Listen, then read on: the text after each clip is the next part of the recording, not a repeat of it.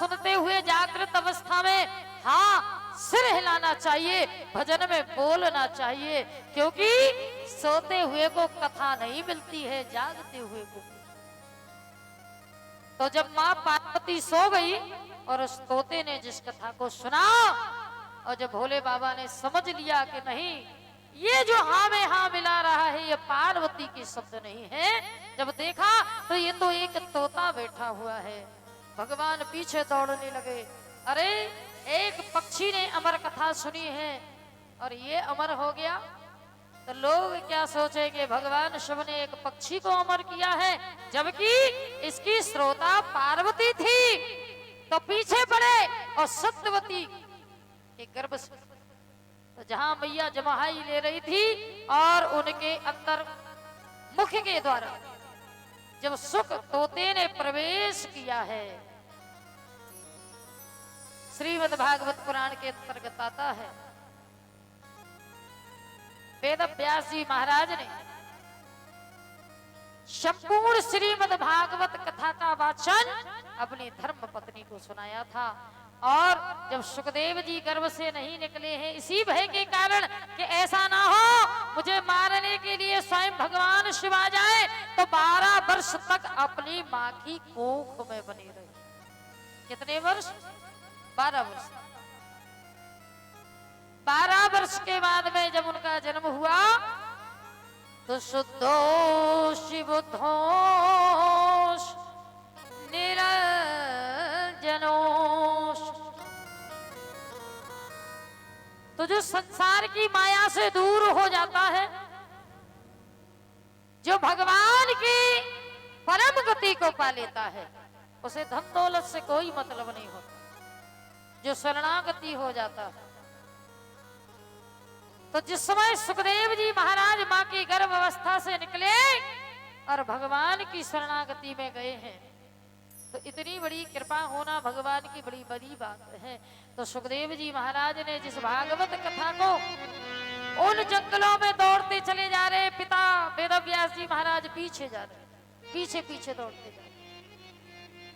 तो भगवान का भक्त क्या है, भगवान की भक्ति क्या है, तो इसके अधिकारी कौन है, ये सारी बातें, ये सारे योग नक्षत्र जब तगड़े बनते हैं तब जाकर के भगवान की कथा होती है। बड़े साधन जोड़ने पड़ते हैं, ऐसा नहीं किसी ने कह दिया भागवत हो गई, किसी ने कह दिया हम कराएंगे तो कथा हो गई, नहीं। जब तक उस व्यक्ति के पुण्य एकत्र नहीं हो, जब तक उसके पुण्यों का उदय नहीं होगा, जब तक उसका भाग प्रबल नहीं होगा, योग नक्षत्र नहीं बदलेंगे। कि हरि कथा के यद जिनको सती संगति अति प्यारी, जिन्हें सत्संग अति प्रिय होता है वो भगवान की कथा के अधिकारी होते हैं। तो चलिए प्यारे, सबसे पहले की स्थिति मैं आपको बताती हूं जो भागवत पुराण के अंतर्गत आता है। कहते हैं जब सबसे पहले इस पृथ्वी मंडल पर ज्ञान आया, वैराग आया, ये 2 चीजें थी, लेकिन भक्ति नाम नहीं था। यहाँ लोग भक्ति को नहीं जानते थे, भक्ति क्या होती है ये किसी को पता नहीं था। एक बार नारद जी भगवान त्रिलोकी से मिलकर के जब चले आ रहे हैं रास्ते में, तो नारद जी जो है वो संत रूप है। नारद जी अपने मस्ती में चले आ रहे हैं, नारायण नारायण करते हुए, कि नारद जी ने देखा कि रास्ते में एक बूढ़ी माता अपने 2 वृद्ध लोगों के साथ बैठी है, और जो बैठी है उसकी उम्र कितनी है, बोले 16 वर्ष की है, और जो 2 लोग बैठे हैं वृद्ध हैं वो दोनों। तो नारद जी ने उस देवी से पूछा कि हे देवी आप ये बताओ, आप इस वृंदावन की इस गली में बैठी हो और ये 2 बगल में आपके दोनों बैठे हैं और आप रुदन कर रही हो, ऐसा क्या हो गया जो आपको इस ब्रज भूमि में भी आकर के रुदन करना पड़ रहा है। तब तु भक्ति प्रिया दश सततम प्राण तो राधिका त्वत्वाहुतं भगवान यान्ति नीचग्रहेष्वतो। हे नारद, मैं कश्मीर से लेकर के कन्याकुमारी तक गई, हजारों प्रदेशों से कंकड़ पत्थर से जूझती हुई इस संसार के प्रत्येक भूमंडल में भटकती हुई आई हूं।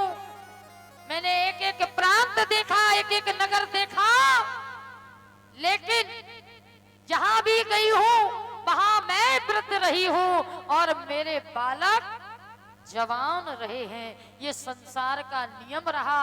लेकिन जैसे ही मैं उत्तर प्रदेश की सीमा ब्रज वृंदावन 84 कोस में प्रवेश किया, तब से मैं तो जवान हो गई और मेरे दोनों पुत्र वृद्ध हो गए।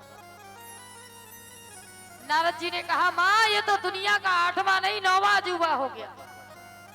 संसार में बालक जब बड़े होते हैं तो माँ वृद्ध होती है, माता पिता वृद्ध होती, ये दुनिया का नियम है। लेकिन ये तो उल्टा हो रहा है कि जहां माँ जवान हो रही है और बेटे वृद्ध हो रहे हैं। इसका कारण है, देखो मैंने क्या कहा, पुत्र कौन है? ज्ञान और वैराग। और भक्ति कौन है? बोले ज्ञान और वैराग्य की माँ है। तो नारद जी को भी एक बार बड़ा चक्कर सा आ गया, क्या करूं मैं, मेरे को तो कुछ समझ में ही नहीं आ रहा। भाई ऐसे कैसे हो सकता है? ज्ञान वैराग्य तो जवान होना चाहिए। दुनिया में हर एक व्यक्ति ज्ञानी है। इस कथा में किसी से भी पूछ लो, कोई मूर्ख बैठा है? नहीं है भैया, सब ज्ञानी। कोई ये नहीं कहेगा कि मैं मूर्ख हूं, बोलेगा क्या? किसी को पागल कह दो तो अभी लड़ने लग जाएगा, लड़ेगा कि नहीं? और घर में अगर बैराहून एक दूसरे को अगर बोल दे कि भाई तू पागल है, तो कहो पूरी जिंदगी बोलना चालना बंद हो जाए। तो संसार में कोई आपको मूर्ख नहीं मिलेगा, कोई आपको पागल नहीं मिलेगा, और हर दूसरा आदमी मूर्ख बनता जा रहा है। क्यों? यत्रेण भगवान नाम शुभ्रते तत्वनाम। बगल में मंदिर है, फिर भी मूर्ख बने हुए तने जा रहे हैं, हाथी के जैसा सीना तान के निकले जा रहे हैं। हमें दुनिया से क्या लेना है? अरे जिस ईश्वर ने 5 फुट का शरीर दे दिया, उसके मंदिर में छुपना भी नहीं आया, तने जा रहे हैं महाराज। और इतना अकड़ते जा रहे, इतना अकड़ते जा रहे हैं कि बिल्कुल अकड़ अकड़ के सारी अकल निकल गई। बोलिए भक्त वत्सल भगवान की जय। भक्ति ने दोनों हाथ जोड़े, हे प्रभु ये कौन सा रस है जिसमें मैं तो जवान हूं और ज्ञान और वैराग्य को कोई पूछता भी नहीं है, कि ज्ञान वैराग्य को पूछने वाला कोई नहीं है। नारद जी दौड़ते हुए भगवान के दरबार में, प्रभु ये कैसी लीला है जहां भक्ति तो जवान है लेकिन ज्ञान और वैराग्य को कोई पूछता नहीं है। भगवान बोले, जहां केवल भक्ति हो, जहां अज्ञानी भी आकर के भगवान का नाम सुमरता हो, भगवान के नाम में नाचने लग जाता हो, वो भक्ति है। कि भाविका भूखा हूं मैं, भाव ही एक सार है, भाव से जो मुझको भज ले, भव से बेड़ा पार है, भाव से जो मुझको भज ले, भव से बेड़ा पार है।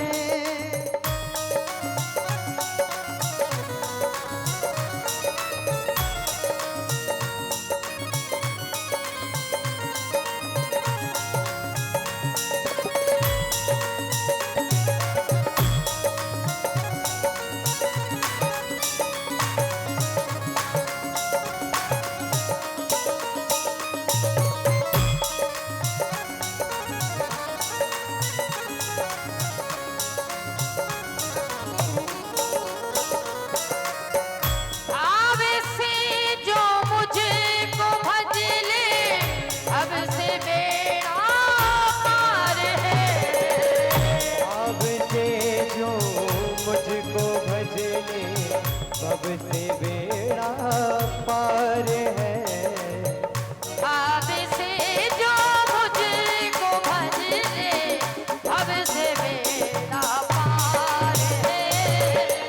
भाव से जो मुझको भज ले, भव से बेड़ा, भव से बेड़ा, भव से बेड़ा पार है। बोलिए भक्तवत्सल भगवान की जय हो। तो जो भाव से स्मरण करता है ईश्वर का, कि भाव ऐसा नहीं है, मैं ये भी नहीं कहती हूँ भगवान आप 24 घंटों में भगवान को 24 घंटे दे दें। जितना भी समय आपके पास निकला है, आप जितना भी धर्म करते हो, इच्छा हो तब करना। जबरदस्ती नहीं कि पत्नी ने कह दिया कथा सुनो कथा सुनो, नहीं। जो धक्के मार के जाए, जबरदस्ती जाए, वो नहीं है, वो धर्म लगता ही नहीं है। नव्यम नथन विच। वो तो जैसे थाली में भोजन करते हो ना, जो जूठा रह जाता है वो कहाँ डालते हो। जो समझदार होंगे तो भाई जानवर को खिला देंगे, और ना समझ होंगे वो नाली में डाल देते। तो जो धक्के मार के कथा सुनी जाएगी वो तो ऐसी होती है, नाली कूड़े में डाल दो। समझ रहे हो ना। तो जबरदस्ती नहीं होना चाहिए किसी भी चीज में।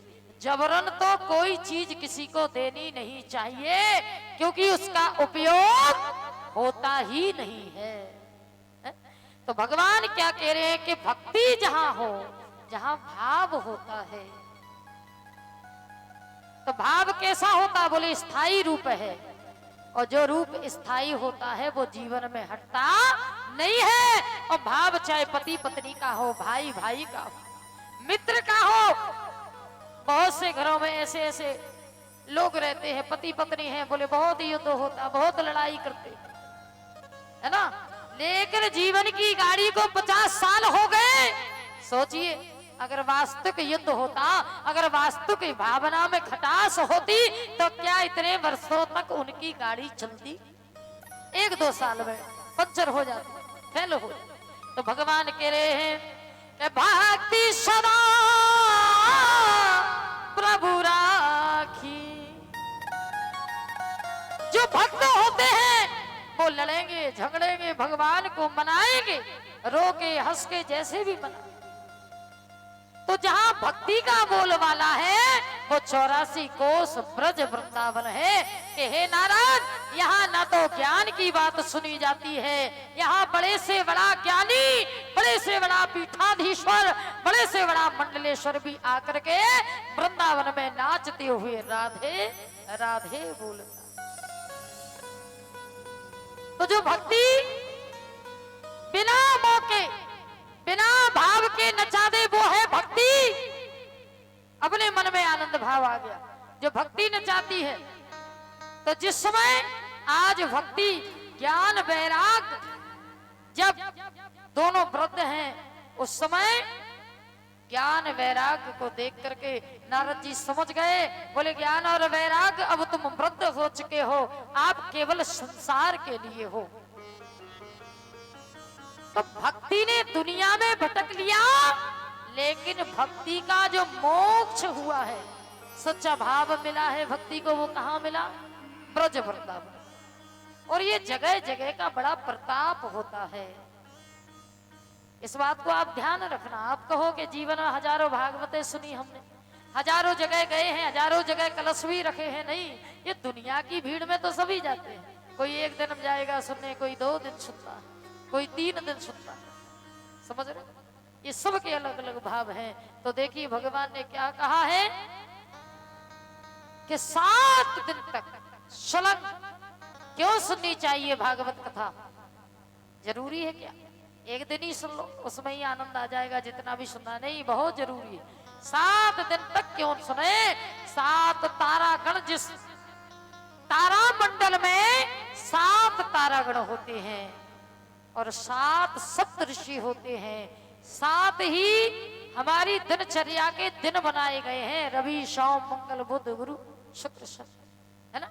और 7 तरह के सुख जीवन में बताए हैं कि पहला सुख है निर्मल काया, दूसर सुख हो घर में माया, सभी जानते हैं 7 तरह के सुख होते हैं और 7 ही तरह के ज्ञान होते हैं, 7 तरह के ब्रह्म होते हैं और 7 समुद्र होते हैं और 7 तरह का दान करके व्यक्ति मोक्ष को प्राप्त होता है। बोलो भक्त वत्सल भगवान की जय। तो जीवन में सारी बातें याद मत रखना, मूलतः बातों को याद रखिए आप। जो मूल प्रमुख बातें हैं, तो जिस समय भक्ति का रसपान हुआ है, भक्ति को भगवान ने वहां पर स्थापना की है, भक्ति को वहां पर बिठाया गया। कहाँ? बोले ब्रज वृंदावन में। तो आज भी देखिए ऐसा कोई ज्ञानी नहीं है, बड़े बड़े विद्वान आपको वृंदावन में मिलेंगे, ब्रज की धूल में मिलेंगे, उस बालू रेती में मिलेंगे, जमुना के कड़कड़ में मिलेंगे। तो ऐसे मेरे बांके बिहारी जिन पर अति कृपा होती है, ये साक्षात रूप भागवत पुराण भगवान कृष्ण का रूप है। बोले कृष्ण कन्हैया लाल की जय हो। तो जिनके सर पर भागवत रखी जाए, समझ लो 7 पीढ़ियों का तरण तारण अपने आप हो गया। इसका बहुत बड़ा महत्व है। और जिनके परिवार में जितने लोगों का साथ हो जाए, जिनके पुरखों तक का तरण तारण हो गया, कैसे? देखिए कि शिव की जटा समाई गंगा, अरे भागीरथ ले आयो, मैयारी तूने कैसो पुण्य कमायो।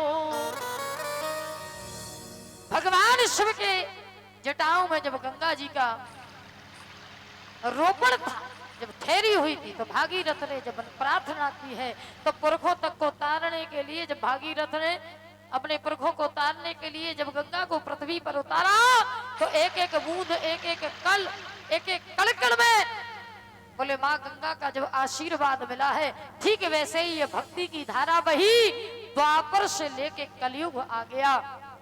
लेकिन कलयुग में क्या? कलयुग के बल हरि गुण गाहा, कलयुग के बल हरि गुण गाहा, नर पावे भव सागर आहा।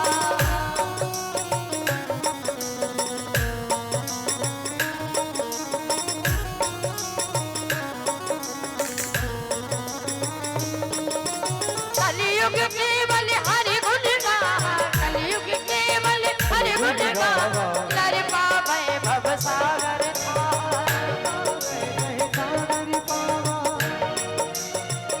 कलयुग के बलरा में अधारा, कलयुग के बलरा में अधारा, सुमिर सुमिर नर उतरहि पारा, सुमिर मेरे नर उतरहि पारा। ये दोनों बातें हैं इस घोर कलयुग। और याद रखना, जो धर्म से बड़े, जो धर्म से जुड़े रहेंगे, उनकी उम्र बढ़ती रहेगी। समझ रहे हो? बहुत से लोग कहते हैं कि कलयुग में आते आते सतयुग में लोगों की उम्र कितनी होती थी? बोले महाराज सतयुग में लोगों की उम्र होती थी 400 साल, 500। त्रेता में भी 400, 500, इतनी इतनी उम्र होती थी। उसके बाद में महाराज द्वापर में भी बहुत उम्र लोग होते। लेकिन कलयुग आते आते लोगों की उम्र क्यों घट गई? कि त्रेता विविध यज्ञ नर करही, प्रभु हे समर्प कर्म भव तरही, द्वापर कर रघुपत पद पूजा, नर भव तरहे उपाय न दूजा। द्वापर में लोगों के प्रति संत ब्राह्मणों में भाव था, और संत ब्राह्मणों के प्रति लोगों में भाव था। और जहां एक दूसरे के प्रति भाव होता है, वहां भगवान का रूप होता। बोले भगवान साक्षात द्वापर में मिलते थे, त्रेता में मिलते थे, लोग यज्ञ करते थे, यज्ञोपवीत पहना करते थे, शिखा चोटी रखाते थे, भगवान के नित्य रोजाना दर्शन होते। द्वापर में हुए, त्रेता में हुए, सतयुग में हुए, लेकिन कलयुग आते आते लोगों में आस्था नाम की चीज समाप्त होने लगी, प्रेम भाव समाप्त होने लगा। अब तो घर घर में बैर बैठा है, घर घर में ईसा बैठी है, लड़ाई बैठी। ऐसा कोई घर है क्या जिसमें युद्ध ना हो? एक आध बच्चा हो तो ये ठाकुर जी की कृपा, कृपा नहीं बड़ी अति कृपा है कि जिस घर में युद्ध ना होता हो, या फिर जिस घर में गूंगे बहरे हो, भगवान जाने उस घर में शांति हो। बोलो जय जय श्री राधा, है ना? नहीं तो बोलने वाला ये मानव सदा युद्ध लड़ता आया है। तो बोले कलयुग में आज कहते हैं महाराज हमारे घर में ये हो गया, हमारे घर में वो हो गया। बोले क्यों हो गया? क्योंकि जब से धर्म कर्म करना हमने छोड़ दिया है, हम बेमौत मारे जा रहे हैं। यही हो रहा है, क्योंकि जो धर्म क्षेत्र से छूट गया है, जो भगवान के चरणों से छूट गया है। कहते हैं ना, जब पतंग आकाश में उड़ती है और जब उसकी डोर उड़ाने वालों के हाथ में होती है, तब तक पतंग तैरती है, लहलहाती है, आनंद से उस आकाश में झूमती है। लेकिन जब पतंग की डोर कट जाती है तो वो किधर जाएगी, कहां जाएगी? बोले जब डोर कट जाती है तो पतंग का कोई मार्ग नहीं होता, वो कहां जाएगी, किस जगह उलझेगी, कौन लेगा, कहां उलझेगी? तो हम वो पतंग हैं, आकाश में उड़ रहे हैं। और ये कि मेरी लगी हरी सन प्रीत, दुनिया क्या जाने, क्या जाने, क्या जाने, क्या जाने हो, क्या जाने, क्या जाने, क्या जाने, क्या जाने कोई क्या जाने, मेरी लगी, ओ मेरी लगी, मेरी लगी शाम सनकी, ये दुनिया क्या जाने, मेरी लगी शाम सनकी, ये दुनिया और आज के ताली विश्व में याद है।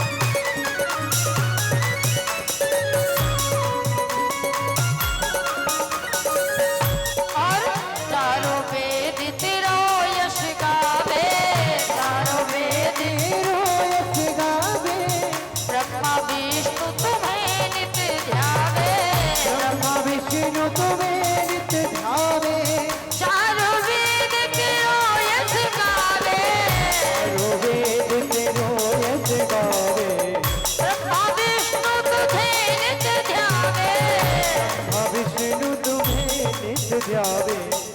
ये तो प्रेम की पागल प्रीत दुनिया क्या जाने, ये तो प्रेम की पागल प्रीत दुनिया क्या जाने, ये तो प्रेम की पागल प्रीत दुनिया क्या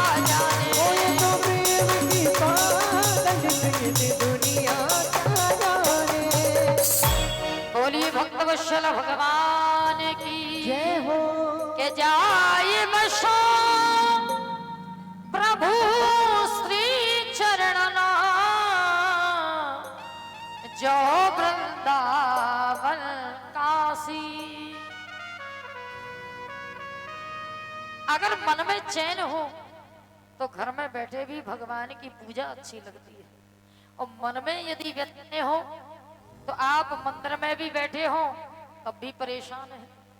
क्यों? क्योंकि इस कलयुग में भगवान कहते हैं मैं भी उसका ही साथ देता हूं जिसने मुझे पकड़ रखा है। हा? अगर मेले में माँ और पुत्र दोनों घूमने जाए और बेटा कहीं माँ की उंगली छोड़ दे, अगर पिता की उंगली छोड़ दे तो फिर बताइए उसकी क्या गारंटी है कि बच्चा खोएगा नहीं?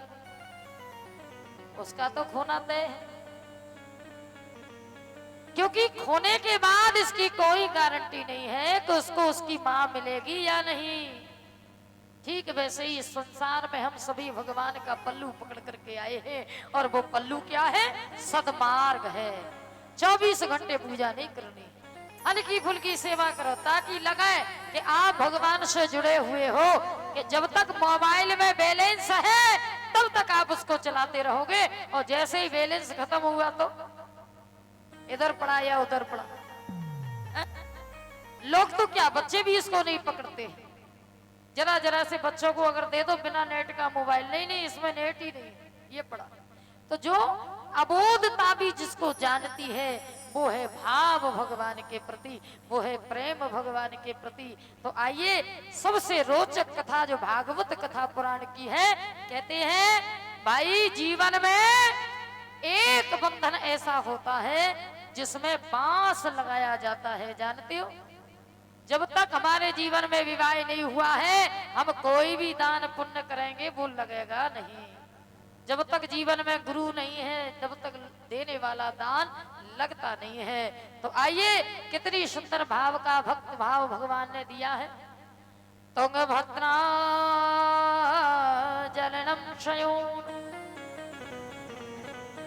एक तुंगभद्रा नदी के तट पर सुंदर नगर बसा हुआ, और उस नगर में एक ब्राह्मण रहता है, जिस ब्राह्मण का नाम आत्मदेव ब्राह्मण है। आत्मदेव का नाम है जिसने अपनी आत्मा में ईश्वर का स्मरण किया, है ना?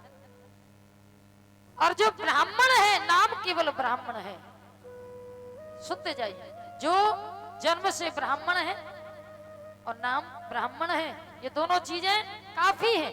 और अगर ज्ञानी ब्राह्मण है तो ये तो और अच्छी बात है। जो कर्म से ब्राह्मण है, धर्म से ब्राह्मण है, तो वो आपको आशीर्वाद दे सकता है, जो आशीर्वाद दिया है वो कल्याणकारी हो। तो आत्मदेव जो ब्राह्मण है ये कर्म से धर्म से दोनों से ब्राह्मण है, इनके कर्म बड़े अच्छे हैं, और कर्म प्रधान विश्व कर राख। इस संसार में कर्मों की प्रधानता सबसे प्रबल होती है। जिसके कर्म अच्छे होते हैं वो अपने जीवन में संत बन जाता है, और जिसके कर्म नीच होते हैं वो उच्च से भी नीच हो जाता है। तो भगवान कहते जिस समय आत्मदेव ब्राह्मण ने अपनी गृहस्थी संसार को बसाया, आत्मदेव के सारी चीजें हैं, सारी सुविधाएं हैं, धन ऐश्वर्य सब है, पत्नी भी है, लेकिन बाल गोपाल नहीं है। तो बोले महाराज जिस घर में स्त्री ना हो वो घर वीराना है, और जिस स्त्री की कोख सूनी हो वो स्त्री वीरान है, और जो बंजर जमीन होती है वहां कोई हल नहीं चलाता है महाराज, वो बंजर है। तो आत्मदेव महाराज रोते हैं और ये काशी में सदैव भगवान का स्मरण करते हैं। एक दिन आत्मदेव भगवान मिलने आए आत्मदेव से, बोले आत्मदेव देख रहा हूं कई वर्षों से मेरी तप यात्रा कर रहे हो, आज मांगिए क्या मांगना है। आत्मदेव ने कहा महाराज अगर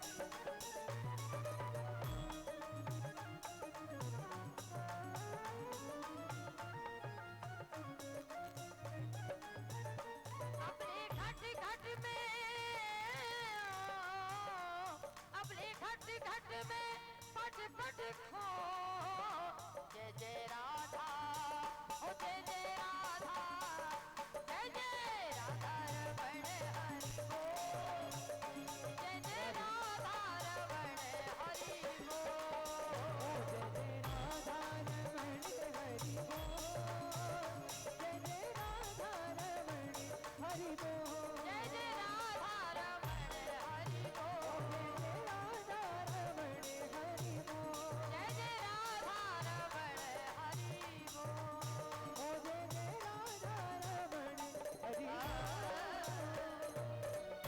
बोलिए बाल कृष्ण भगवान की जय हो तो आत्मदेव ब्राह्मण को भगवान ने जो वरदान दिया है कि हे आत्मदेव ब्राह्मण क्या मांगना चाहते हो? बोले भगवान कोई संतान नहीं है, संतान चाहिए है। भगवान बोले संतान कब मिलती है?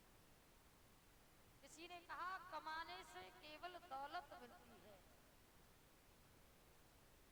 कमाने से केवल दौलत मिलती है महाराज, और संतान केवल दान और पुण्य से प्राप्त होती है। बोलो जय जय श्री राम।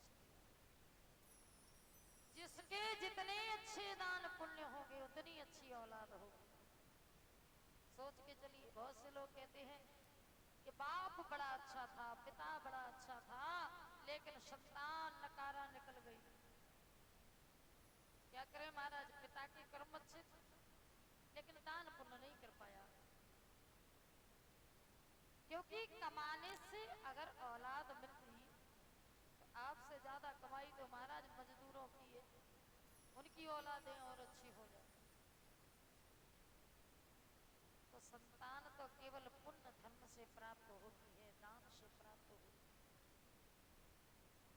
कैसे? बोले महाराज सुन लो, बड़ा सुंदर भाव दिया है कि आत्मदेव ब्राह्मण ने जब भगवान से संतान मांगी तो भगवान ने कहा आत्मदेव संतान तो होगी, वैसे तो तुम्हारे भाग्य में संतान है नहीं, लेकिन अगर मैं संतान भी दे भी दूं तो तुम्हारी पत्नी ने जीवन भर कोई दान पुण्य धर्म नहीं किया कि जिसकी कोख से अच्छी संतान पैदा हो। तो मेरी माताओं बड़े गौर से सुन के जाना, पति और पत्नी अपने जीवन में जब दोनों दान पुण्य करते हैं तब जाकर के यशस्वी संतान प्राप्त होती है। ऐसा नहीं है कि अकेला पति भागवत में दौड़ा दौड़ा फिरे, कथा में दौड़ा दौड़ा फिरे और घर में बैठी बैठी पत्नी रोज भगवान को ताने मारा करे, ऐसा है ऐसा नहीं। जिसकी कोख से जन्म लेना है, भगवान कहते पहले उसकी कोख तो पवित्र हो, पहले उसका मन तो पवित्र हो, तब राम लक्ष्मण आए। अब मन तो ऐसा है बिल्कुल चिड़चिड़ करने वाला, जदे राम कहां से आएगा? मुंह में तो समझ लो प्रदूषण कुंभकर्ण है। तो जिनकी कोख की पवित्रता है, तो जिस समय आत्मदेव ने मांगा तो भगवान ने कहा कि धुंधली जिनकी पत्नी है, आत्मदेव की पत्नी का नाम क्या है? धुंधली देवी। तो जथा नाम तथो गुण, अब जिसका जैसा नाम हो वैसे गुण भी है। तो धुंधली का अर्थ है कि जिसके जीवन में धुंध धुंध सा छाया हो, स्पष्ट ना हो। समझ रहे हो मेरी बात? जिसकी वाणी में स्पष्टता ना हो, जिसका हृदय स्पष्ट ना हो, ऐसे लोग धुंधले होते हैं, कुछ दिखाई देता है कुछ नहीं देता। तो आत्मदेव ने कहा, बोले महाराज ये हमारे 5 होने का कलंक मिट जाएगा, एक संतान दे दो, चाहे जैसी हो, भले आगे चल के जूता मारे तो वो भी चलेगा मारे तो, पर मारे एक औलाद का पिता बना दो। भगवान ने कहा जैसी तुम्हारी इच्छा, जूते ही चप्पल खाने हैं तुम्हारों को जाएगी। भगवान ने कह दिया ए मस्त हो जाओ, संतान होगी तुम्हारी। लेकिन बोले फल दिया भगवान ने, ऐसा करो ये फल ले जा, ये फल ले जा करके अपनी पत्नी को खिलाना, और अगर पत्नी अच्छे मन से खा ले तो निश्चित ही अच्छी औलाद होगी। आत्मदेव तो बेचारा बड़े भले मानस थे, बड़े मन से गए फल लेकर के। कहते हैं ना कि जब भाव से व्यक्ति घर में घुसता है, प्रवेश करता है, ऐसा नहीं है घर में जब बाहर से पुरुष आता है तो उसका मन बड़ा अच्छा होता है, घर में जा रहा है बढ़िया रोटी खाएगा, पैर पसार के सोएगा। लेकिन घर की क्या स्थिति है ये डिपेंड करता है घर वालों के ऊपर। अब जैसे ही आत्मदेव ने घर में प्रवेश किया, बड़ा मन भाव था, प्रेम से पत्नी को पुकारा, हे प्रिय जल्दी आओ। तो धुंधली देवी ने समझा 9 लखा हार लेकर के आए हैं पतिदेव, सो जल्दी जल्दी दौड़ के पूछी कई है, कई लाया हमारे लिए। पतिदेव ने कहा जल्दी आ जल्दी। दौड़ी दौड़ी आई बड़े प्रफुल्ल मन से, और जैसे ही देखा तो उनके हाथ में एक फल है। तो जैसे ही धुंधली ने फल को देखा एकदम से उसकी सारी खुशी निराशा में बदल गई। आदित्यदेव ने कहा इतनी हंसती हुई आई थी, एकदम से चेहरा क्यों उतर गया? तो धुंधली देवी बोली मारे कई मालूम, मैं तो सोचा था कि सोने चांदी की चीज लाया होगा, ये तो तुम तो ये फल लेके आ गए। आदित्यदेव ने कहा फल लेके आ गए? अरे फल तो बहुत अच्छी चीज है, इसको ग्रहण करो, और तुम जिस दुख के कारण रो रही हो उस दुख को दूर करने का साधन है, तुम्हारी गोद भरी होगी। तो धुंधली ने जब वो फल हाथ में लिया तो प्रसादम त्रत्रेण सस्वरूपाय। कभी भी किसी भी संत के द्वारा दिया हुआ प्रसाद अच्छे मन से लेना चाहिए। ऐसा नहीं है प्रसाद कम मिला है तो नाक भाव सकोड़ लिया, अरे महाराज जी कम दिया, नहीं, जितना मिला है जितना स्वीकार है। अगर संत ने डंडा भी दिया है तो उसका कुछ कारण होगा, वो लेके आइए आप। तो धुंधली देवी ने बड़े ही अभिन्न मन से उस फल को हाथ में तो ले लिया, लेकिन मन ही मन सोच रही है इस फल को खाने से क्या संतान अच्छी होगी? इतने दिनों से बांझ हूं मैं, क्या मेरे संतान होगी? ऐसा नहीं हो सकता है। तो देखिए कितनी सुंदर बात भव्यता रूप में बताई है। आत्मदेव तो मन में बड़ा प्रसन्न है, भगवान से प्रार्थना कर रहा है प्रभु कुछ ऐसी बुद्धि इसकी घुमा दो, ये फल को ग्रहण कर ले, क्योंकि आत्मदेव जानता है ये धर्म पत्नी मेरी है, और शायद है ये फल को ग्रहण करे या ना करे, विचलित हो जाए इसका मन। क्यों कि ये मन बड़ा चल है, कैसे तेरा भजन करूं। ये मन इतना चंचलमान है कि बैठा यहाँ है सोचता बड़ी दूर की। और कुछ कुछ के तो मन ऐसे होते हैं कि अच्छे खासे सुबह जागते हैं और शाम तक बेकार बेकार बातें सोच सोच के कुछ ना कुछ अनिष्ट कर डालते हैं। तो ये मन इतना बेकार है। तो आज धुंधली ने विचार किया कि भगवान यदि मैंने इस फल को ग्रहण कर लिया तो मैं 9 महीने तक गर्भ से रहूंगी, और 9 महीने के बाद जब मैं बच्चे को जन्म दूंगी तो कितनी पीड़ा होती है, कितनी असह पीड़ा होती है। जैसे शरीर में एक साथ हजारों हड्डियां टूटने की पीड़ा होती, इतनी पीड़ा होती। डर के दर्द के मारे कांपने लगी। उसने कहा अरे राम राम, इतनी पीड़ा सहन कौन करे। बालक को जन्म देने के बाद नारी की सुंदरता चली जाती है, इतना है। बालक को जन्म देते समय अगर मेरी मृत्यु हो गई तो अरे राम राम, ये तो जीवन और मृत्यु का खेल है। इस फल को मैं ग्रहण नहीं करूंगी, जहां मैं मर भी सकती हूँ बच भी सकती हूँ। धुंधली बहुत चतुर नारी है, इतना सोच ही रही थी कि उसकी बहन उसके घर में आई और देखा कि मेरी बहन उदास बैठी है। उसकी छोटी बहन ने कहा धुंधली क्या हुआ बहन, आज बड़ी उदास बैठी हो? अरे धुंधली ने कहा बहन बड़े असमंजस में हूँ, मेरे पति एक फल लेकर के आए हैं, कहते हैं इसको खाने से बालक पैदा होगा। तो बोले ये तो खुशी की बात है बहन, खाती क्यों नहीं है? बालक होगा ये तो अच्छी बात है, कौन नहीं चाहता कि उसके घर में एक बालक हो। ऐसी कौन संस्कार की स्त्री होगी जो अपनी गोद नहीं चाहती है कि हरि हरि हो। तो धुंधली देवी ने कहा मैं चाहती तो हूँ पर इतने सारे दुख नहीं सहना चाहती। तो उसकी बहन ने सोचा भाई धुंधली पे बड़ा अपार पैसा है, अगर ये इस फल को ग्रहण नहीं करती है तो इसको मैं अपना बालक दे दूंगी और इस फल को ले जा करके मैं गाय को खिला दूंगी। अभ्यो स्मृतेन ध्यानाय, क्यों तो भ्यो नमो जगत्रोण। इस संसार में बिना स्वार्थ के कोई नहीं चलता। क्यों?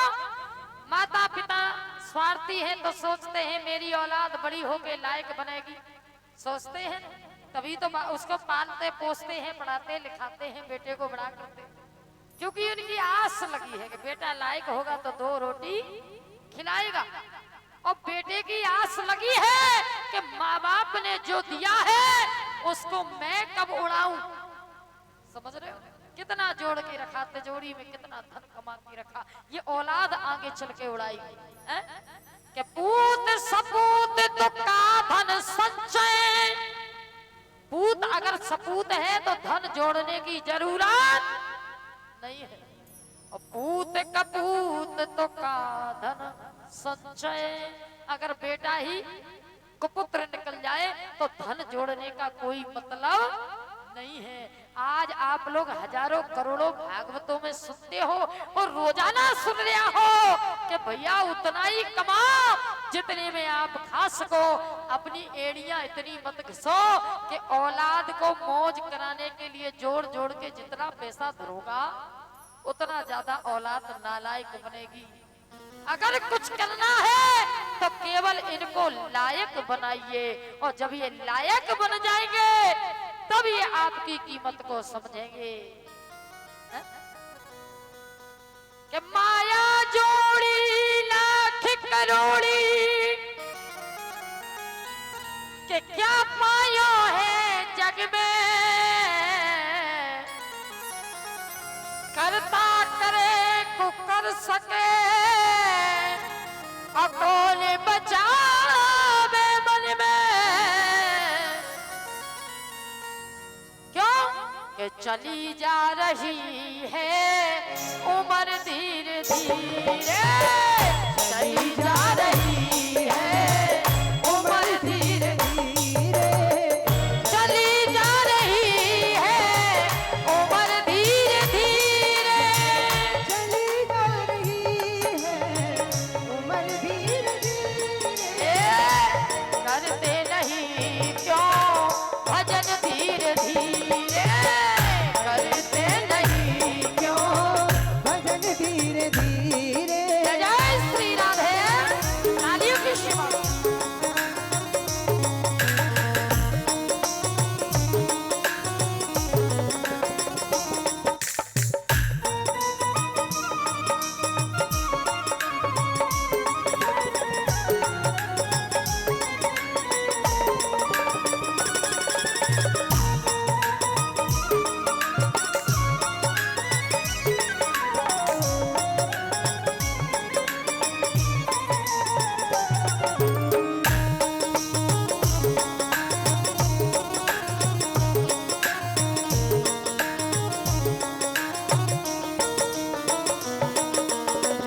करते रहोगे प्यारे भजन धीरे धीरे, करते रहोगे प्यारे भजन धीरे धीरे।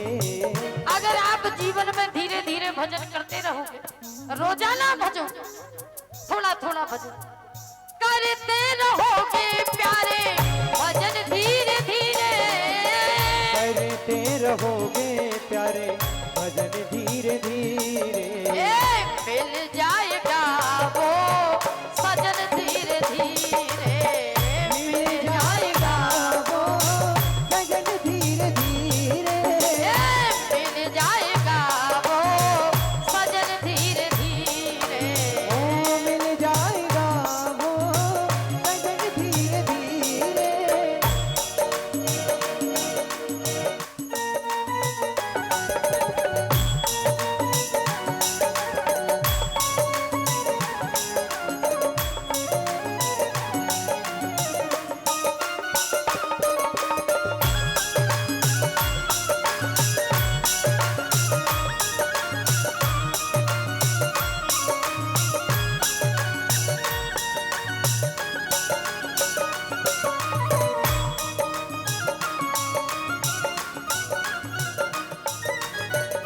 करते रहोगे भजन धीरे धीरे, करते रहोगे भजन धीरे धीरे। राम नाम सेवा और राम नाम सेवा और धर्म धीरे धीरे, राम नाम सेवा और धर्म धीरे धीरे, मिल जा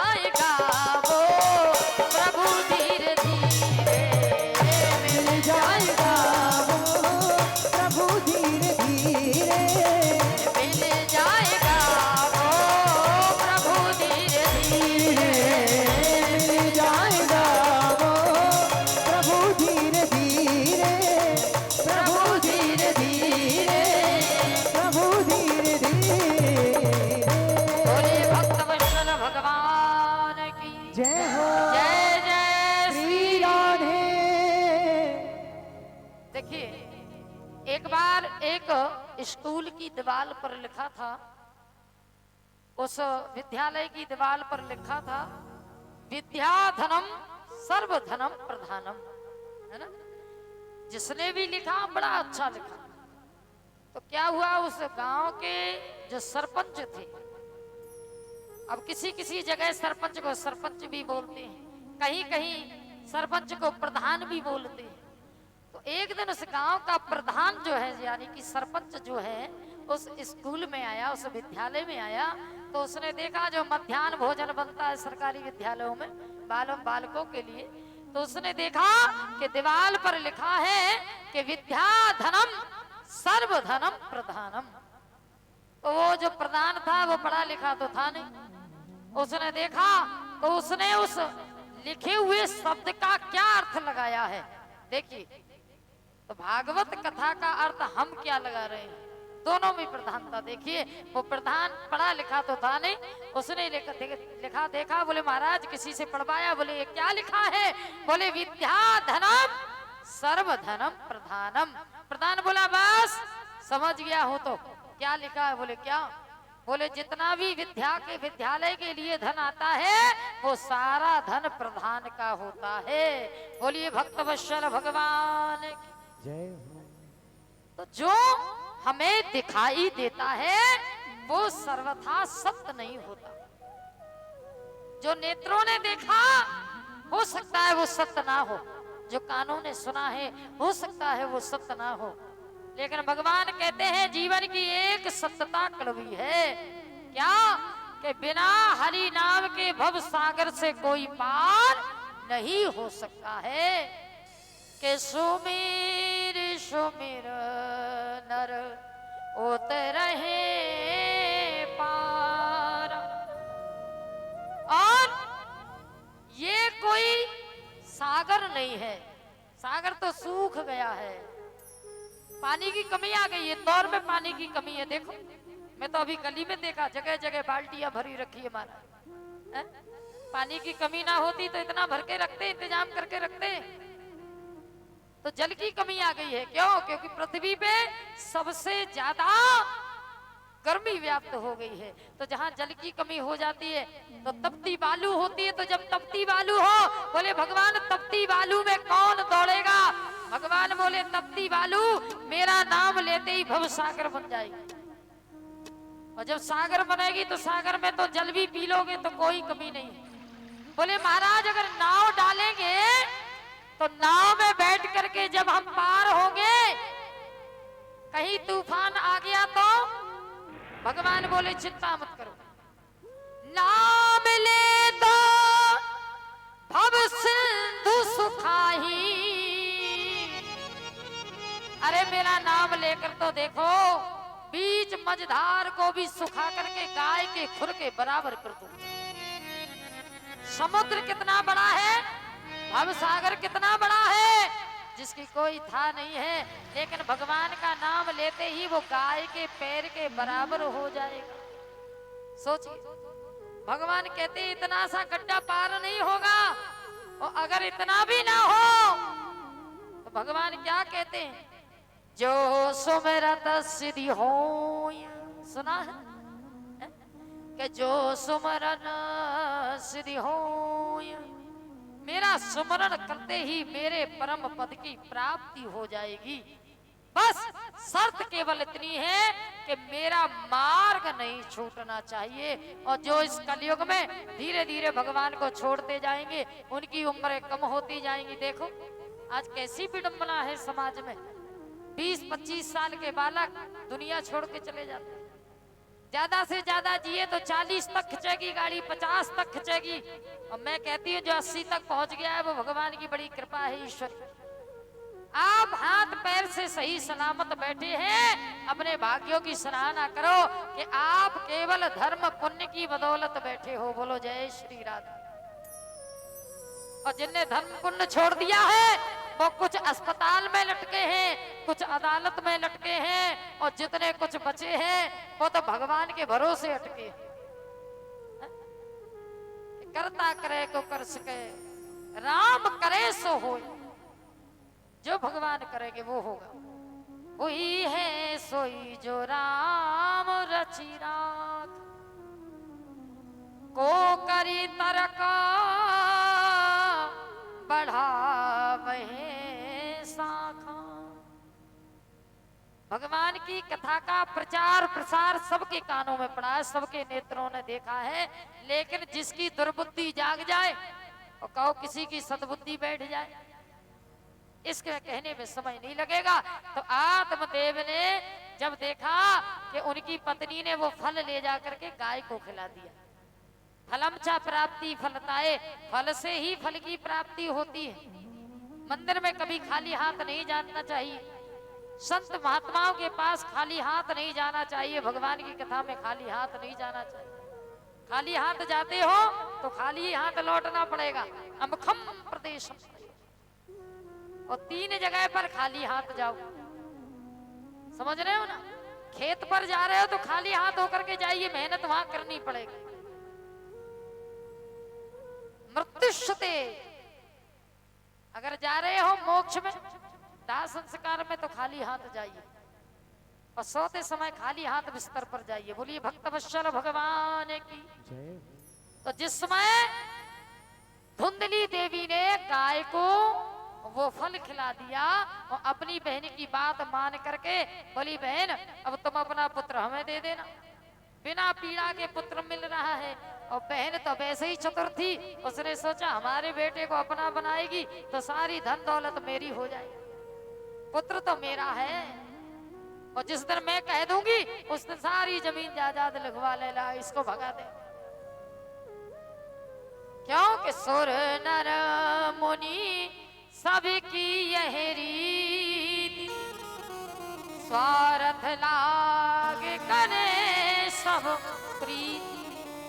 देवता भी जो स्वर्ग में बैठे हैं वो भी स्वार्थी हैं, किस लिए कि कब भागवत हो, कब मुझे ये पृथ्वी पर रहने वाले लोगों के द्वारा ये दान मिले, कब हमको ग्रास मिले, कब भोजन मिले। क्योंकि पृथ्वी लोक कोई मामूली नहीं है, यही स्वर्ग है और यही नरक है।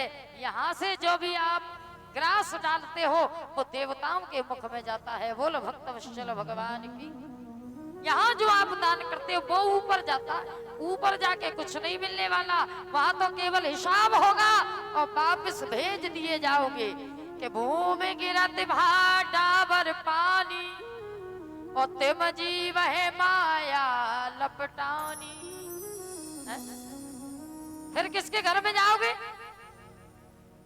अगर किसी कसाई के घर में पैदा हो गए तो सारे जीवन भर आपको मांस काटना। उत्तम कुल करनी विभ, अगर अच्छे कर्म किए तो उत्तम कुल में जन्म मिलेगा, ब्राह्मण क्षत्रिय वैश्य शूद्र। और बोले महाराज अगर कर्महीन हो गए तो जिस समय गाय को वो फल खिलाया और इधर 9 महीने में गाय ने एक सुंदर बछड़े को जन्म दिया, और जिस बछड़े को जन्म दिया मेरी मैया वो कोई बछड़ा नहीं है, स्वरूपम मनुष्य रूपेण, उसका स्वरूप ही मनुष्य के जैसा है। तो इधर जब धुंधली देवी को अपना पुत्र ले जा करके उसकी बहन ने दिया, गोदी में डाल दिया, तो धुंधली देवी ने अपने जैसा नाम समझ करके अपने पुत्र का नाम रखा, तो उसका नाम रख दिया धुंधकारी। बोल भक्तवत्सल भगवान की जय हो। क्या नाम रखा? बोले धुंधकारी, और धुंधली इसका नाम है। तो जैसी माँ है वैसा ही पुत्र होगा, गुण तो वैसे ही आएंगे, जो माँ सिखा दे बालक को वही आ जाएगी। तो घर की सबसे बड़ी नींव होती है माँ, जो बालक को संस्कार दे दे, डॉक्टर बनाए, इंजीनियर बनाए, डकैत बनाए, चोर बनाए, निकम्मा बनाए, जो बनाए वो माँ बनाए। अब ये मत कहना कि भाई बालक बने आप बन जाते हैं, नहीं। गर्भस्थ अवस्था में जिस माँ ने नाचने कूदने वालों को देखा तो पुत्र भी वैसा ही करेगा, है ना। अब ये कहो कि नहीं बालक तो बिगड़ गया, अब क्या करे महाराज, बड़ा होकर के फिर आपके हाथ का नहीं है। जो सुधारना है, पौधे को, बेल को जब चढ़ाना है वो लगते हुए पौधे छोटे से पेड़ को बढ़ाना पड़ता है, और जब पौधा बड़ा हो जाता है फिर वो आकार नहीं लेता है। तो तो महाराज बड़ा सुंदर भाव दिया जब धुंधली देवी ने अपने पुत्र धुंधकारी बोले पुत्र पैदा हुआ, आत्मदेव बड़े प्रसन्न हुए। लेकिन कहते हैं ना महाराज, ये संतान जो है एक केवल आत्मदेव की पुण्याई से मिली है, धुंधली देवी का तो कोई पुण्य नहीं है। तो जब तक जीवन में माता पिता दोनों दान पुण्य नहीं करेंगे, संतान अच्छी हो नहीं सकती है। दौलत यानी कि धन लक्ष्मी पैसा भी केवल दान पुण्य से मिलता है। अब कोई ये कहे महाराज हम गरीब हैं, धन नहीं है, आप भी दान पुण्य कीजिए। धीरे धीरे सनय सनय इसकी स्थिति धीरे धीरे बढ़ती है, एकदम से नहीं बढ़ती है। और जो एकदम से धनवान हुआ है वो गिरता भी एकदम से है, धड़ाम से। और जो धीरे धीरे बढ़ता है वो गिरने वाला नहीं है। तो धन की तीन गतियां है, दान, भोग और नाश। इसलिए इसको बचा के नहीं रखना, इसको जोड़ के नहीं रखना है, इसको धर्म रूपी पेटी में दान रूपी सिक्का डालना है। बोलो भक्त वत्सल भगवान की कि जिन्हें खोजा तिन्हें पाइया। तो धुंधली देवी का जो पुत्र है धुंधकारी, वो धीरे धीरे बड़ा तो हुआ, लेकिन इसकी संगत बिगड़ गई महाराज। और संगत जब बिगड़ती है तो कहते हैं ना, अगर घर में एक अधर्मी पैदा हो जाए तो 7 पीढ़ियों को भी नरक में डालने वाला होता है। तो धुंधकारी जो है वो कैसा है कि माँ नहीं माँ ते पिता नहीं देवा, माँ नहीं माँ ते पिता नहीं देवा।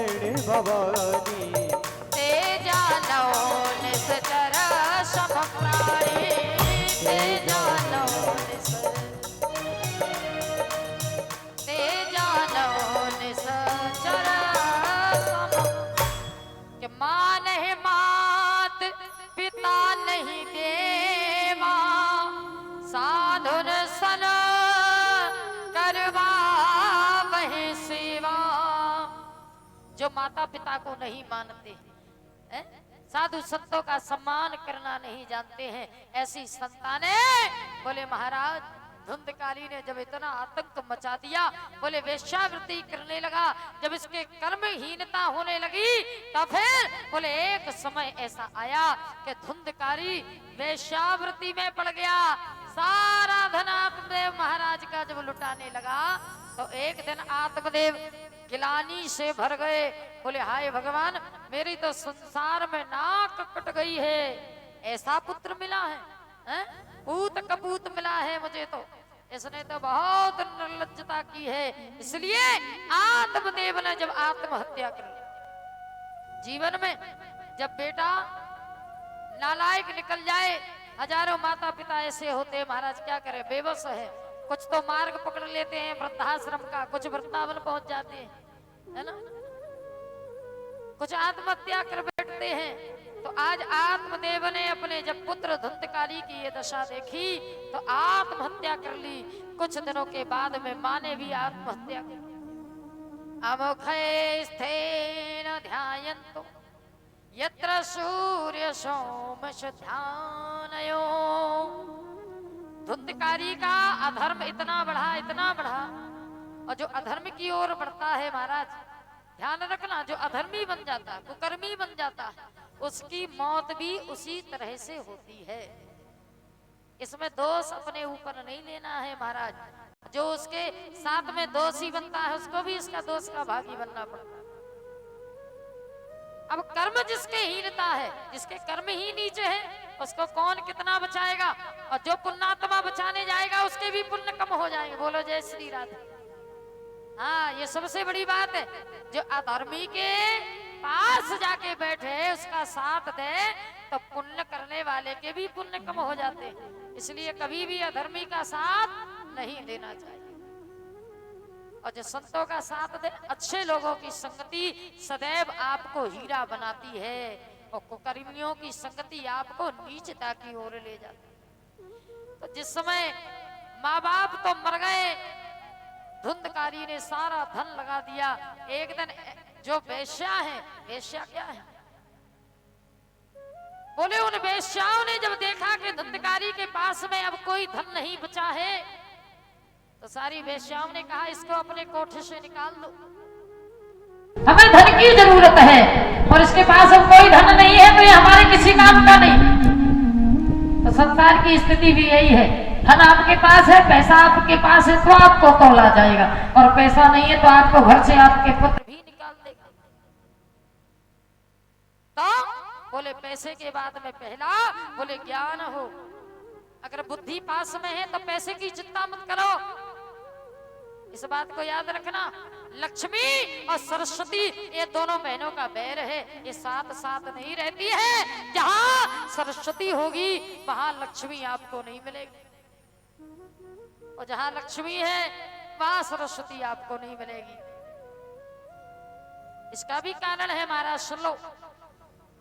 आपने बड़े बड़े धनवान देखे होंगे लेकिन बुद्धिमान नहीं होंगे। अगर बुद्धिमान होते तो दौड़ दौड़ के दान पुण्य करते, धर्म करते। धर्मो रक्षति रक्षता, धर्म हमारी रक्षा करता है। अगर हम धर्म की रक्षा करें तो फिर किस भाव से? आइए दोनों भाव मिलाते हैं। केवल भगवान का भागवत स्वरूप ऐसी भगवान की मोक्षदायिनी कथा है। भगवान कहते हैं जहाँ सरस्वती और लक्ष्मी दोनों एक साथ बैठती हैं। बोल भक्त वत्सल भगवान की। केवल धर्म ऐसी जगह है जहाँ दोनों एक साथ बैठती है। बिना धन के धर्म हो नहीं सकता। तो जितने भी आए हैं उन्हें केवल भगवान ने बुलाया। तो याद रखना कि कर्मों से विहीन जब हो जाओगे तो दुनिया से हीन तब हो जाओगे। तो धुंधकारी को जब सारी वेश्याओं ने रस्सी मंगाई, बोले महाराज इसको भगाइए मत, अगर दुनिया में जाएगा तो हमारा नाम बदनाम करेगा। रस्सी लाओ, इसका गला घोंट दो, इसको मार दो, इसकी मृत्यु कर दो। तो जब वेश्याएं दौड़ करके गई और बड़ी तगड़ी रस्सी लेकर के आई। देखिए अधर्मी का भी जब मौत होती है तो कैसे होती है। तभी तो कहते हैं महाराज जीवन में जन्म चाहे जैसा हुआ हो पर मौत तो संभाल लो, हैं? कम से कम हमें अच्छा दिन तो मिल जाए, भगवान की शरण तो मिल जाए, हैं? कि इतना तो करना स्वामी जब प्राण तन से निकले, इतना तो करना स्वामी जब प्राण तन से निकले, जब प्राण तन से निकले, जब प्राण तन से निकले। जय जय श्री राधे करे।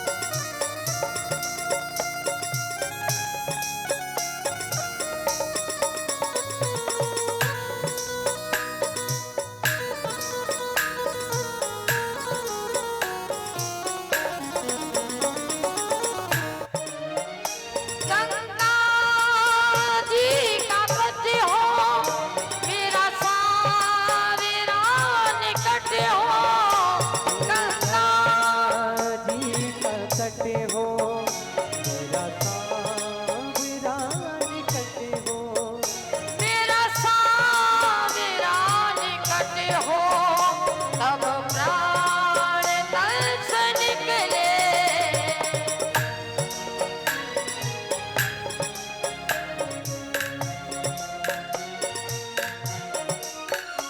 इतना तो करना स्वामी, इतना तो करना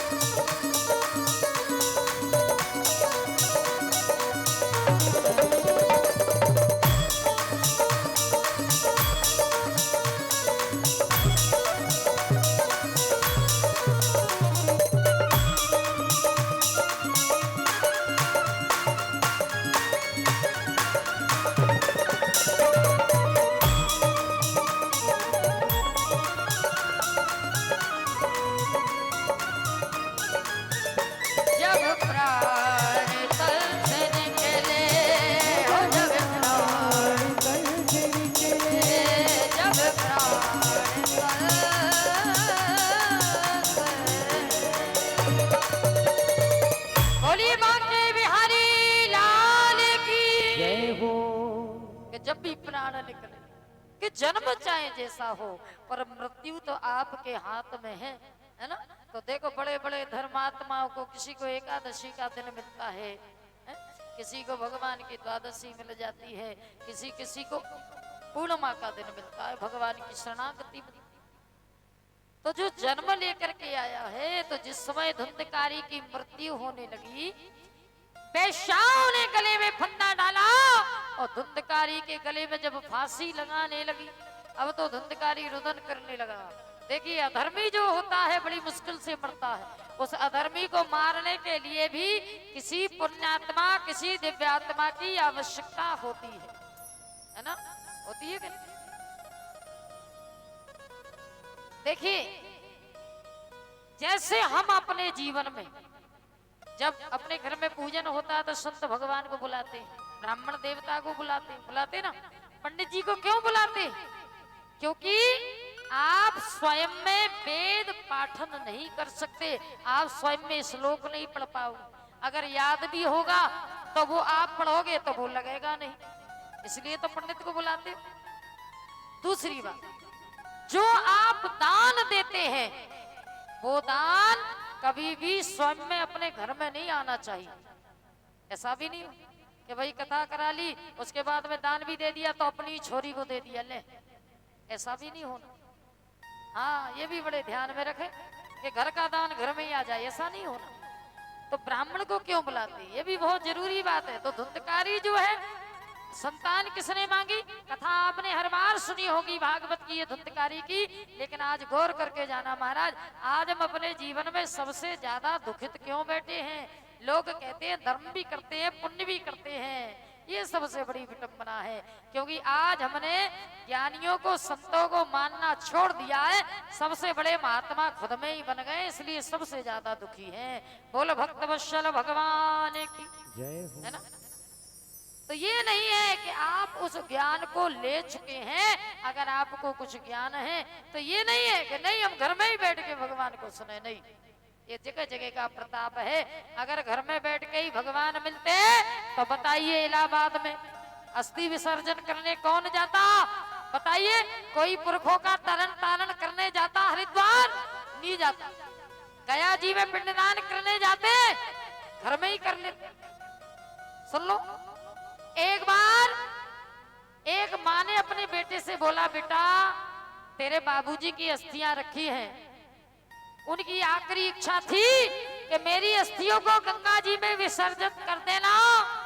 तो बेटे ने कहा माँ तू चिंता मत कर, मैं इस लायक हो गया हूं कि पिताजी की अस्थियों को गंगा जी में बहा दूं। अब जरा गौर करना, हम लोग अपने जीवन में केवल धर्म और दान अपने मन से करना, बाकी दुनिया की सब।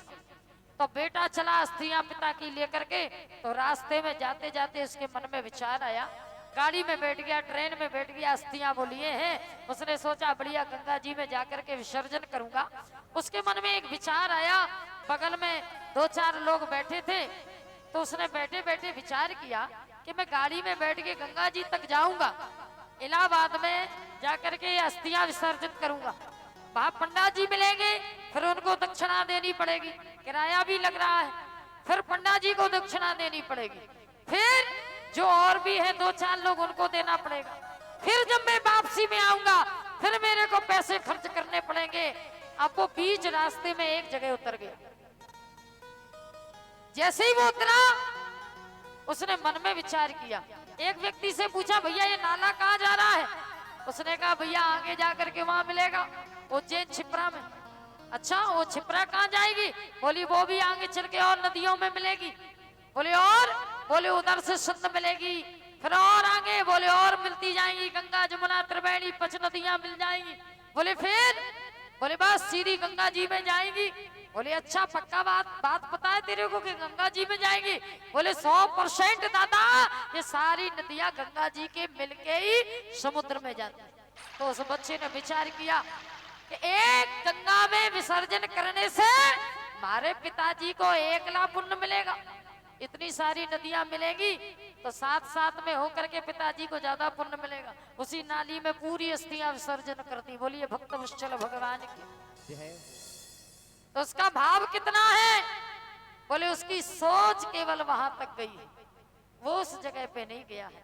तो हमारे भाव मन में ही बैठ करके बन जाते हैं। हमने उतना ही सोच लिया कि नहीं, हम ऐसा करेंगे तो ऐसा हो जाएगा, हम ऐसा करेंगे तो ऐसा हो जाएगा। और सबसे ज्यादा हम सबसे पहले जब अच्छा काम सोचते हैं तो उसके पहले बुरा सोच लेते हैं। ऐसा ना हो कि हम अच्छा करें और बुरा हो जाए, नहीं। जो नियति को निर्धारित किया हुआ है वो होना तय है, और जब अच्छा होना है तो बुराई कभी सामने आएगी नहीं। बोलिए भक्तवत्सल भगवान की। तो जब धुंधकारी के प्राण निकलने लगे, धुंधकारी चीख रहा है, पुकार रहा है, वेश्याओं ने देखा, हाय भगवान, ये कितना बड़ा धर्मी है, इतनी जोर से रस्सी खींची जा रही है फिर भी इसके प्राण नहीं निकल रहे, और इतनी जोर से रस्सी खींचने पे अभी किसी के भी प्राण निकल जाए, इतना बड़ा धर्मी। तो बोले, वैश्याओं ने कहा, जाइए जलते हुए अंगारे लेकर के आओ, जलता हुआ कोयला लेकर के आओ, इसके मुख में डाल दो। जब जलता हुआ धधकता हुआ अंगारा डाला गया फिर भी धुंधकारी के प्राण नहीं निकल रहे हैं। सोचिए कितना बड़ा धर्मी है। और जब अपने घर में साल भर में कोई नीच कुकर्मी या धर्मी आ जाए तो वर्ष भर में एक बार शांति हवन जरूर कराइए, वर्ष भर में एक बार गंगा जल जरूर छिड़किए, पुण्य धर्म अवश्य कीजिए।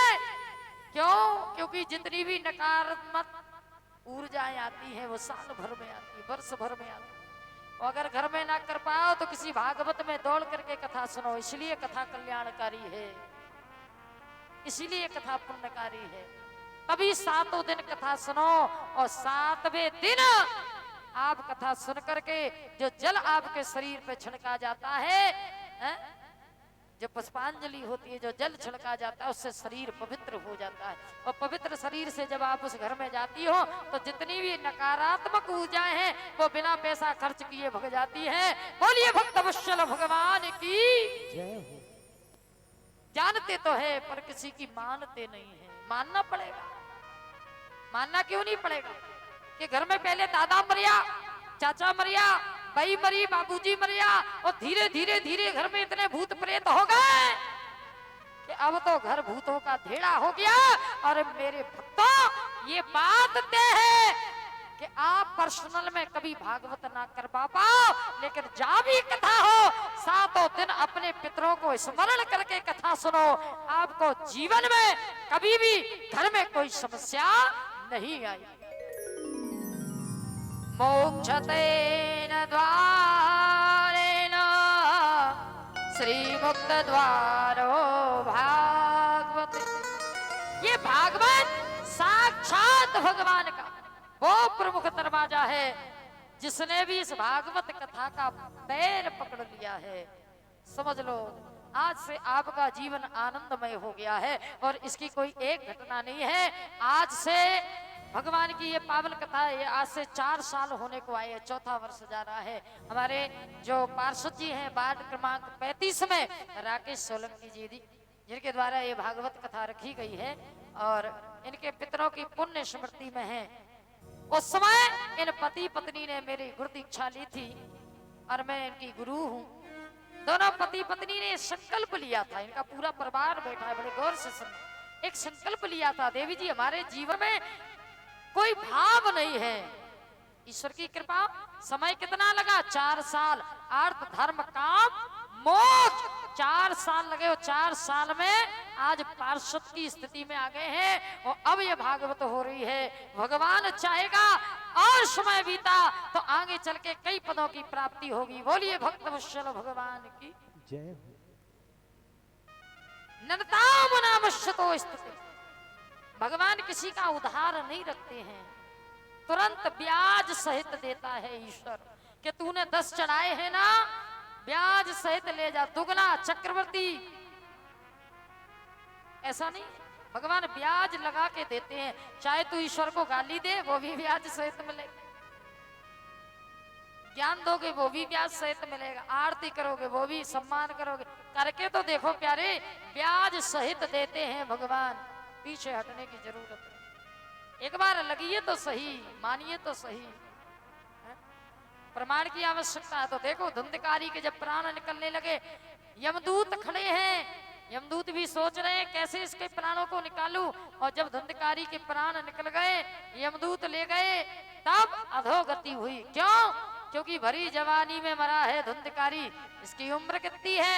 25 वर्ष की उम्र। और धुंधकारी की जब मौत हुई तो अधोगति में गया। याद रखना, 20 वर्ष से लेकर के 35-40 वर्ष की उम्र तक मरने वाला अधोगति में जाता है, जिसका कभी भी मोक्ष नहीं होता है। तो जिनके घर में ऐसे अधोगति में गए हुए लोग हैं, उनके लिए या तो भागवत मोक्ष उपाय कीजिए, पितृ भागवत करवाइए, भगवान के नाम स्मरण तीर्थ करवाइए। नहीं तो जिनके घरों में पितृ दोष होता है, उन लोगों को 5 लक्षण अवश्य दिखेंगे। सुन लो, पहला आर्थिक तंगी जरूर होगी। दूसरा, घर में मतभेद रहेंगे, 4 लोग हैं, चारों के अलग अलग दिमाग घूमेंगे। तीसरी बात, आपके घर में कोई ना कोई बीमार अवश्य पड़ा रहेगा। चौथी बात, आपको कोई भी गाय भैंस नहीं फलेगी, जो भी धन आएगा इधर उधर चला जाएगा। और 5वीं बात यह है, यत्रो मुखम इष्टते स्थिते, सदैव लड़ाई होती रहेगी घर में। ये पितृदोष के लक्षण होते हैं। और ऐसी बातें जब होने लगे तो समझ जाओ घर में पितृदोष अवश्य है। तो पुत्र के पिता के होते हुए, पिता जीवित है तो भी कराइए, पुत्र जीवित है तो भी कराइए, होना बहुत जरूरी है। और नहीं करवा पा रहे तो 7 दिन आप भागवत, किसी भी भागवत कथा में आकर के वहां पे जो भी आप दान पुण्य करें वो अपने पितरों के नाम से करके जाएं, तो भी अपने पितरों का कल्याण हो सकता है। बोलिए भक्तवत्सल भगवान की। तो धुंधकारी के जब प्राण निकले वो अधोगति में गया, जब भूत बना भूत योनि में गया। अब धुंधकारी का तो परिवार कोई है ही नहीं, धुंधकारी का कोई खानदान ही नहीं बचा, माता पिता दोनों मर गए। लेकिन धुंधकारी का एक भाई है, और वो कौन है? जो फल उसके पिता के हाथों से स्पर्श होके उसकी माँ को दिया, और उसकी माँ ने उस गाय को खिलाया।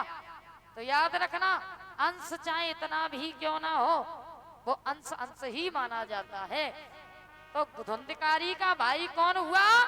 गाय के पेट से जन्म लेने वाला बालक गौकर्ण धुंधकारी का भाई हुआ।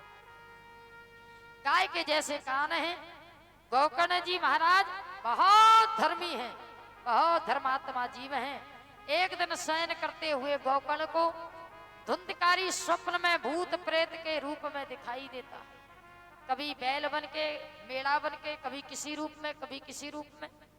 तो धुंधकारी से पूछा गौकर्ण ने, महाराज आप कौन हो और मुझे भूत प्रेत के रूप में क्यों दिखाई देते हो?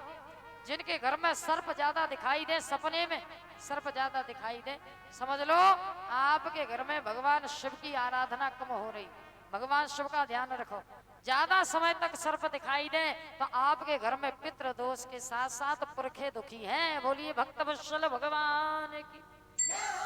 स्थितम ध्यानम जनमूर्तयो, उगता हुआ सूरज सफेद घोड़ा दिखाई दे तो समझ लो आपकी उन्नति होने वाली है। लेकिन आज जब देखा गौकर्ण ने, महाराज ये भूत प्रेत ज्यादा दिखाई दे रहे, एक दिन तो गौकर्ण ने पकड़ लिया, कौन हो जो रोज रोज मेरे स्वप्न में आते हो? धुंधकारी रोने लगा, भैया गौकर्ण मैं आपका भाई धुंधकारी हूँ, और मैंने बड़ा धर्म किया है, मेरी अधोगति हो गई और मैं भूत प्रेत योनि में डला हूँ। यहाँ तमाम भूत प्रेत नोचते हैं, खाते हैं, मेरा जीवन व्यर्थ हो रहा है। रोजाना रोता हूँ तेरे दरवाजे पर। तो जब तक जीव जिंदा रहता है तब तक के आपके रिश्ते नाते हैं, और जब मर जाए, जब वो आत्मा हो जाती है, वो आत्मा किसी की सगी नहीं है, उसको तो उसका ग्रास चाहिए। और अगर आपके घर परिवार के नहीं दे रहे हैं उस आत्मा को ग्रास, तो वो आपको परेशान अवश्य करेगी, चाहे वो पुत्र के शरीर में आए, चाहे पत्नी के शरीर में आए, चाहे लाड़ी के शरीर में, है ना। तो धुंधकारी ने परेशान किया गौकर्ण को। तो गौकर्ण ने अब क्या करे, बोले महाराज सूर्यदेव भगवान के समक्ष गए, सूर्य भगवान से निवेदन किया कि हे प्रभु ऐसा कोई उपाय बताइए जो अधोगति में गए हुए व्यक्ति का मोक्ष कर सके। तब सूर्य भगवान ने कहा, द्वापर युगे सतिरूपा कृष्ण परम स्वरूपा श्रीमद् भागवती। ये भागवत पुराण भगवान का साक्षात स्वरूप है। इसको देखने भर से, मात्र दर्शन करने मात्र से भागवत का हमारे पुण्य उदय होते हैं और पाप हट जाते हैं। तो फिर सुनने वाले कितने भाग्यशाली होंगे महाराज, जिनके कानों में पड़ रहा। तो बोले महाराज क्या करें? बोले आप तो भागवत पुराण सुनवाइए, और जब भागवत पुराण का वाचन धुंधकारी के कानों में पड़ेगा तो एक एक दिन में 7 दिन में उसका मोक्ष हो जाएगा। गोकर्ण ने कहा महाराज कथा होगी कैसे?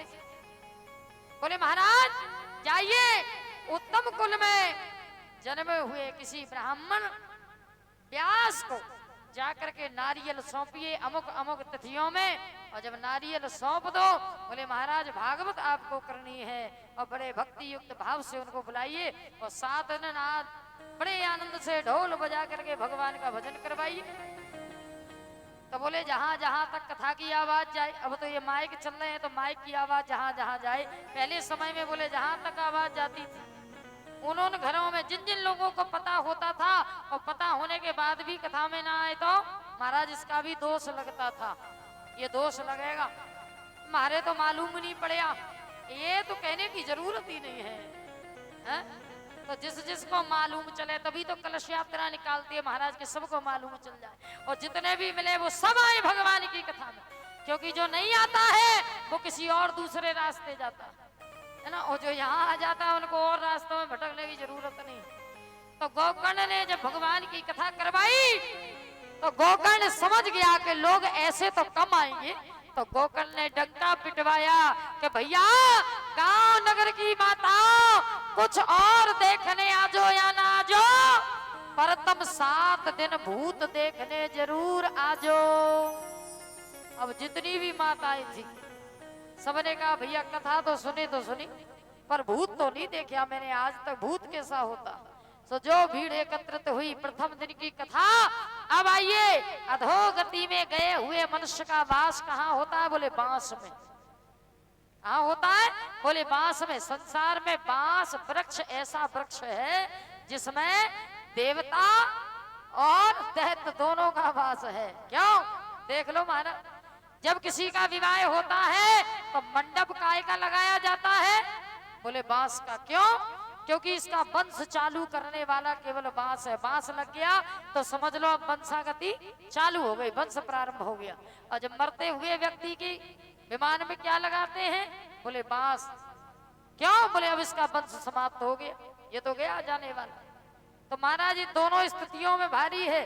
और बांस में होती है 7 गांठें।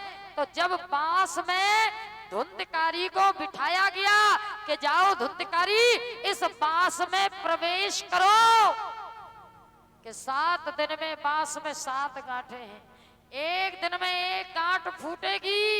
समझ लेना जिस दिन एक गांठ फूटे कि आपने एक पड़ाव पार कर लिया। अब पहला दिन कथा का हुआ, लोग बागों की धीरे धीरे भीड़ एकत्रित हुई। पहले लोग कुछ कम आए। क्यों? कि कोई देखे जगतारो। ये तो कथा का मेला है भगवान। यहाँ पे कुछ चमक धमक देखने आएंगे, कोई व्यास को देखने आएंगे, कोई साजंते देखने आएंगे, कोई ये देखने आएंगे व्यवस्था कैसी है, कुछ जमाने आएंगे, कुछ लगाने आएंगे, कोई धर्म को आएंगे, कोई बिगाड़ने आएंगे। तो ये कैसो मेला लगायो